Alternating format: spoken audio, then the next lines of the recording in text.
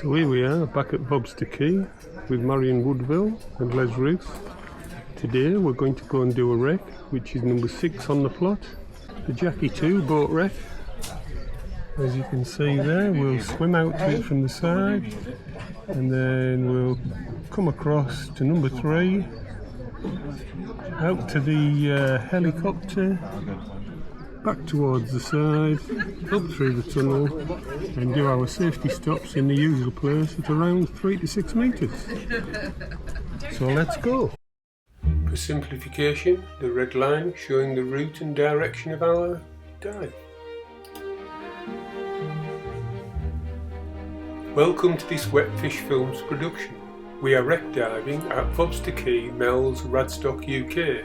I am Tony Howells, filmmaker, editor and audio.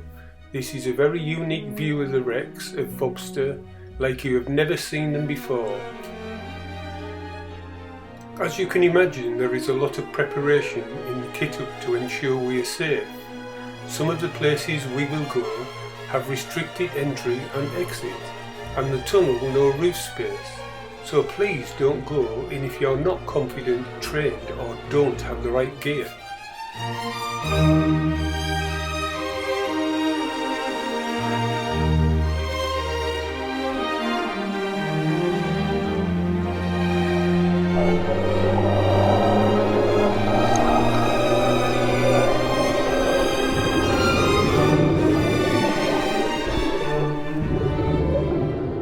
We swim out on the surface to simulate a wreck dive at sea, all part of our preparations for summer diving off the coast. Unusually for me, I am back to diving a single 10-litre cylinder on air, as is Marion. Les is diving his usual 15. Marion and myself both have backup cylinders with nitrox for decompression and safety stops.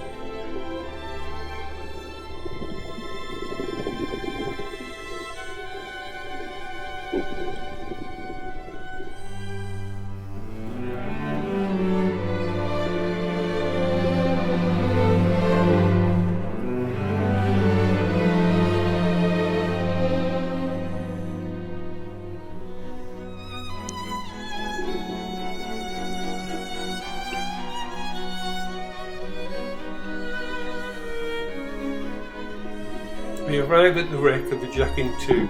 I hold on to the buoy as I would in open water and ensure the group are together before we descend. All present, we exchange OK signals and it's time to descend. The wreck is in about 24 metres of water.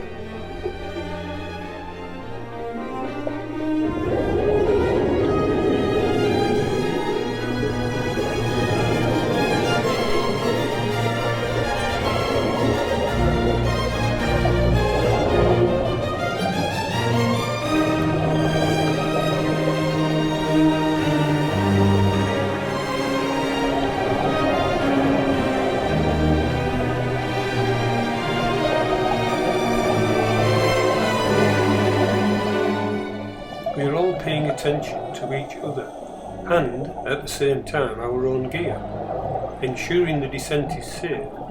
We have no issues.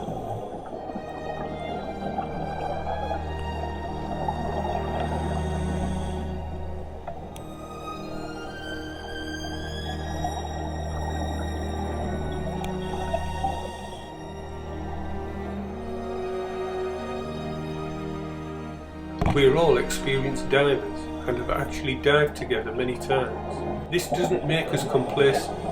Diving in a 3 or odd numbers is often the hardest form of diving, as we are all trained to dive in buddy pairs. But we all move off slowly but steadily as we go.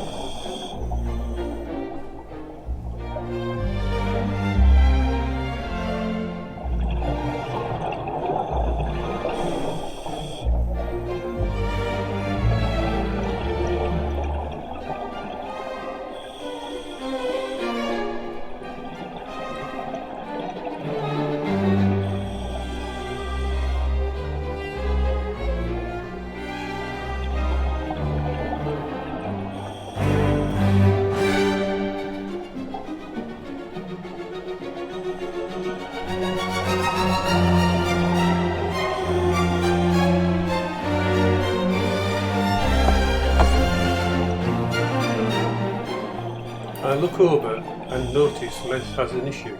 I signal OK. He replies he is not and points at his lights on the camera. I guess he's undone them to prevent them switching on whilst travelling in the car. I am correct and he can't do them up so they switch on.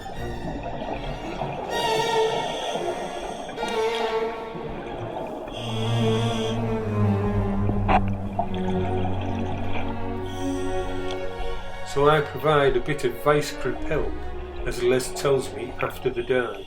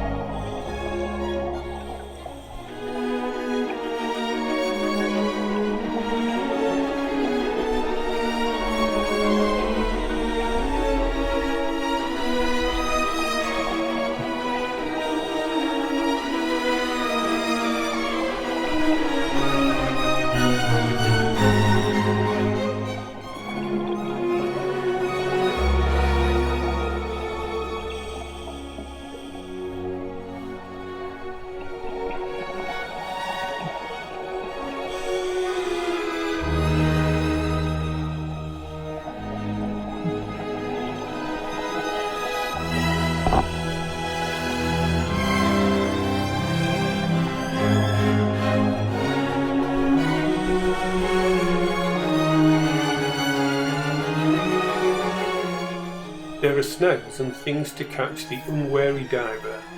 Move slowly and deliberately, but ensure things are tucked away before you go inside. Often there is a large shoal of mixed freshwater fish inside the wreck, but today, nothing.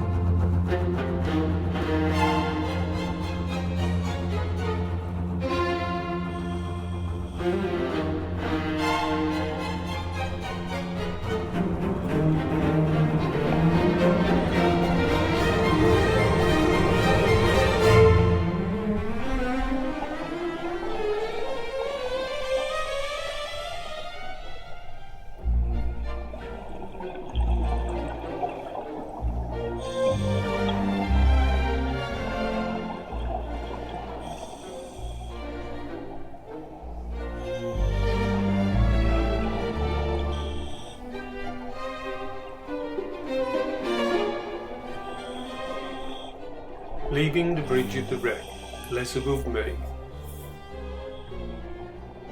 I am not at all sure where Marion is, as I have not seen her in a little while.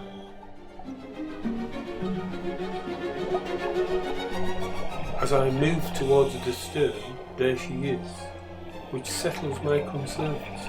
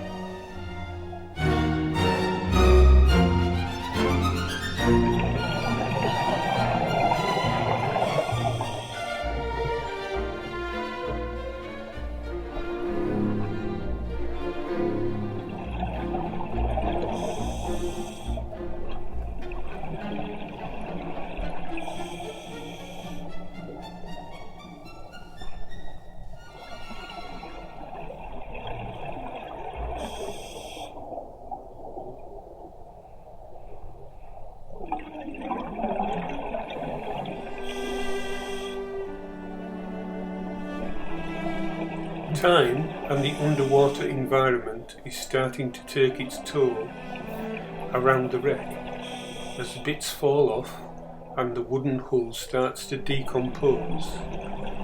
Every time you dive on it these days, you see something else that becomes a large hole in no time at all.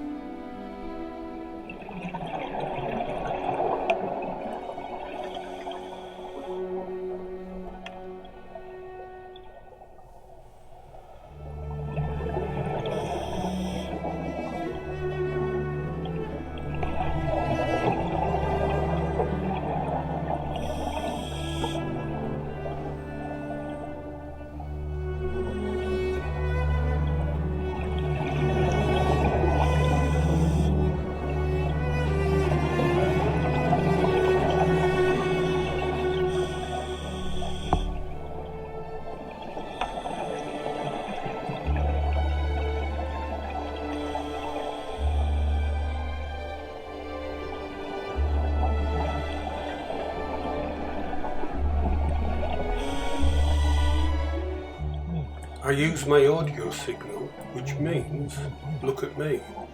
I signal to move off to number 3, the bridge, not far away, but with today's visibility not readily seen. I've dived this route before, and I know it well, so we should be okay.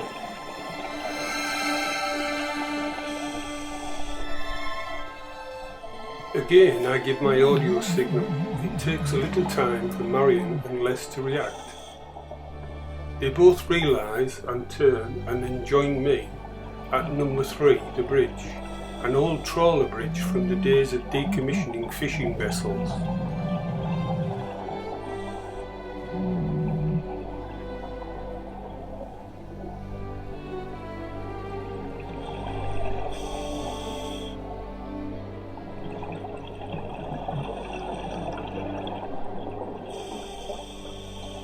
The only exits from the bridge are those that are entry points.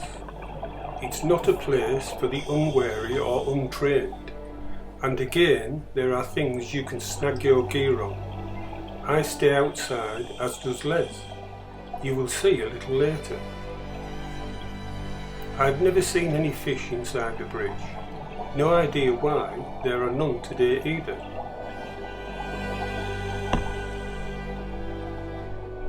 There are plenty of small things growing outside, mussels and sponges, but it's not the most exciting thing to see while freshwater diving in Vobster.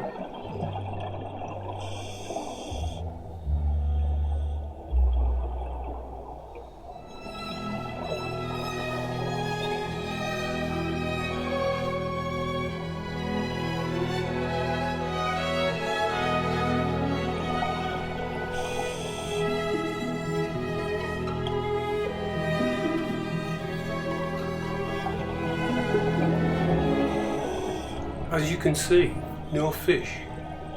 I think it's maybe too deep and cold, and there's not much food around, bearing in mind that all but the smallest of fish are likely to be cannibalistic in Vobster, eating their own kind.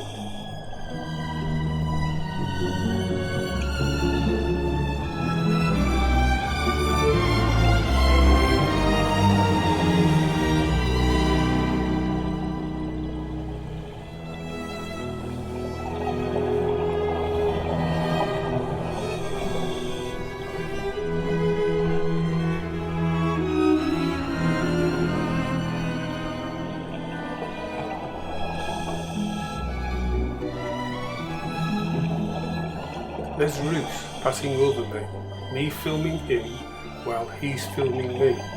Nothing changes in our buddy system.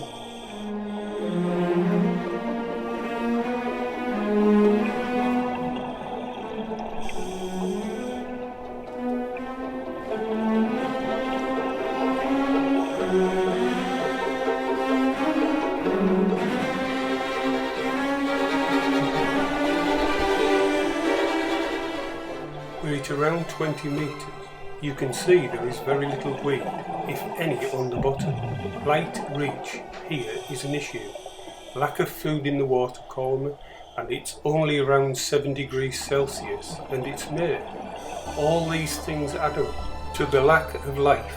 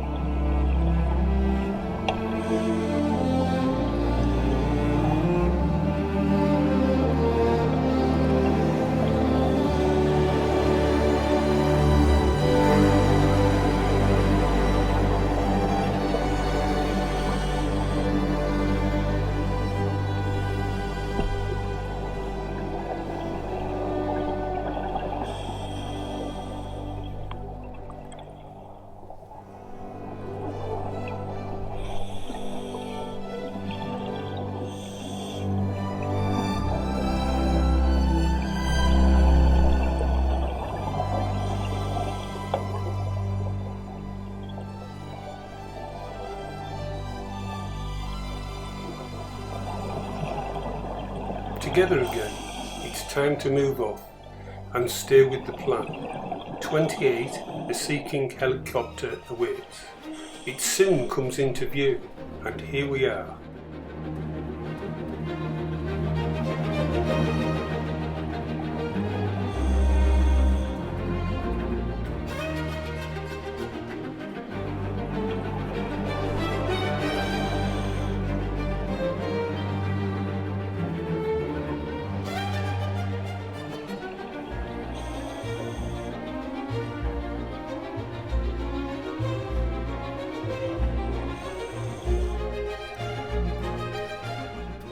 The cockpit, missing seats and instruments, things of great value in their day, but still there is plenty of places to snag your gear on. Although from the outside it did look a little large, inside it seems massive. You can imagine it being full of men, equipment and going on operations.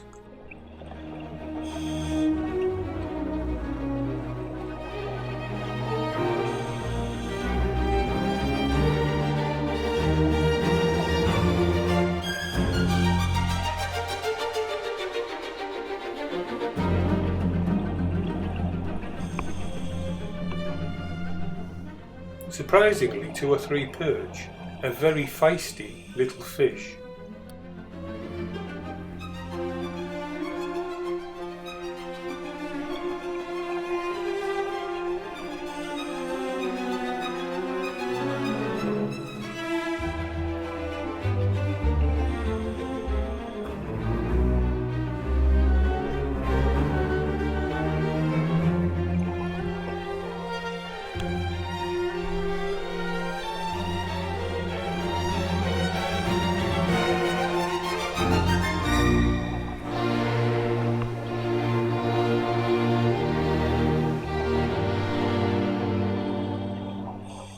Time to move out and give Les some room, as he follows me through the fuselage.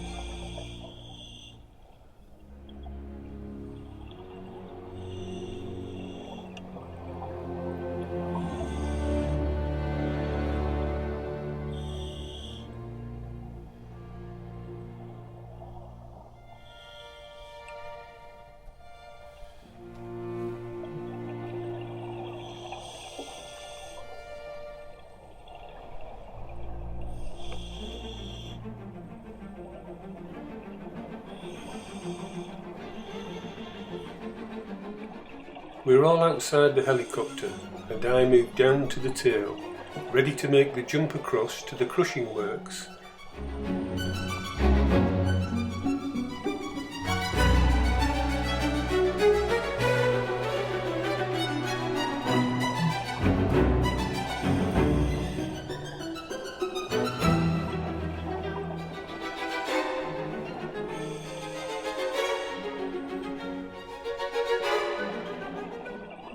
Now I wait to ensure that we're all together before leaving the site for the next. Marion is just to my right, and I have seen Les out of the corner of my eye, just leaving the fuselage, so it won't be long before we're all together.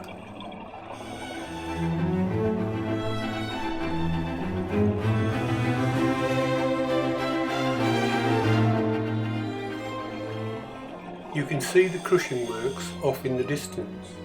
This is where the rock was crushed and put into trucks to be taken up through the tunnel on the rail line. You can see the debris field with all sorts of bits and bobs all over the place that would have been dumped as the quarry filled up with water many years ago. A quick computer check of depth, time and temperature.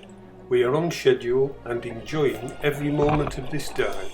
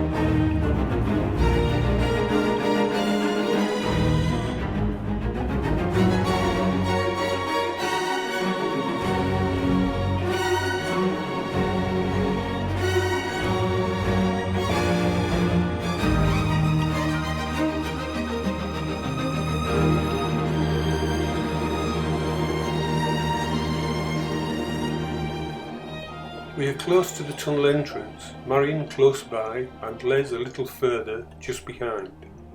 Remember, there is no airspace in the tunnel, so you need to be trained to cope with the environment and have the equipment to hand to solve problems on your own should things take a turn for the worse. And remember, it's also pitch dark.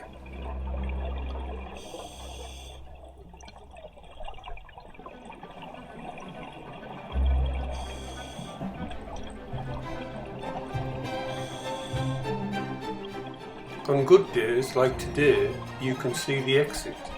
There is a guide rope, and we modify our fin strokes as not to kick up the silt for the following divers, which all makes sense if you think about it.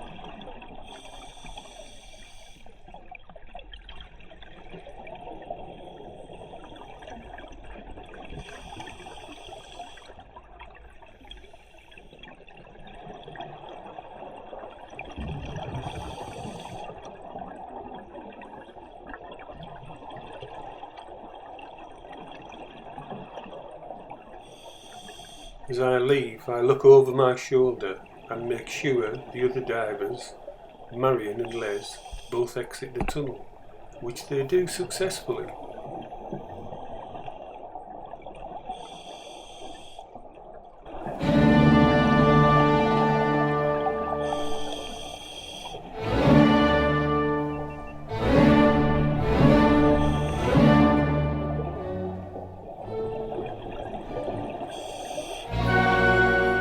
We're now on the home straight, heading back to the surface.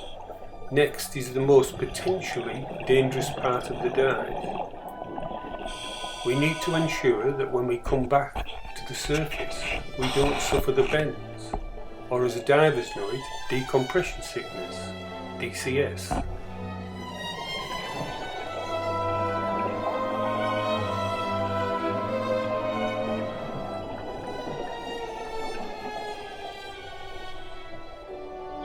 Avoiding DCS is all about staying in touch with our dive computers.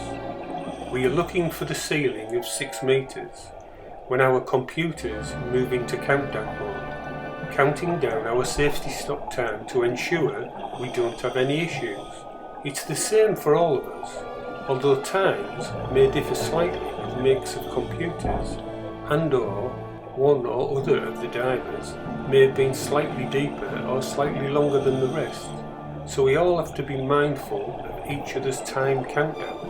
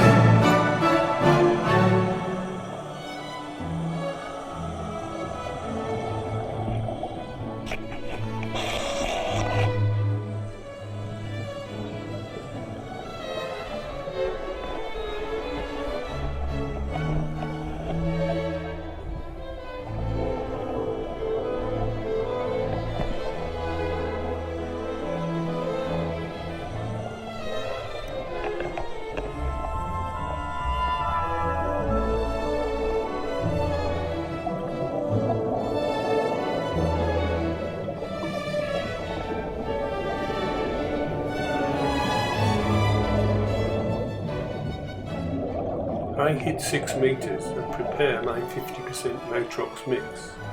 Switch on and extend the hose, swap over the mouthpieces. This for me is an added safety feature, so I still conduct my safety stuff as though I was breathing air, but I expel the excess nitrogen a little more thoroughly and quickly at this depth and mix with the time that I've got for the safety stops.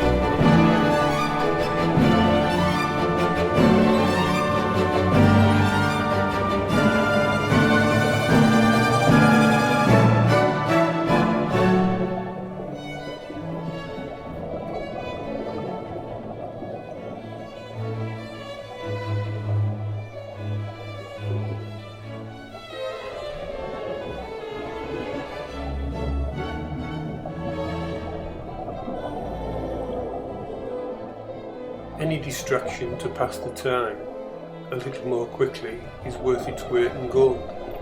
Les spot some perch. They will always take advantage of the diver disturbing the bottom for a little food, and surely they do.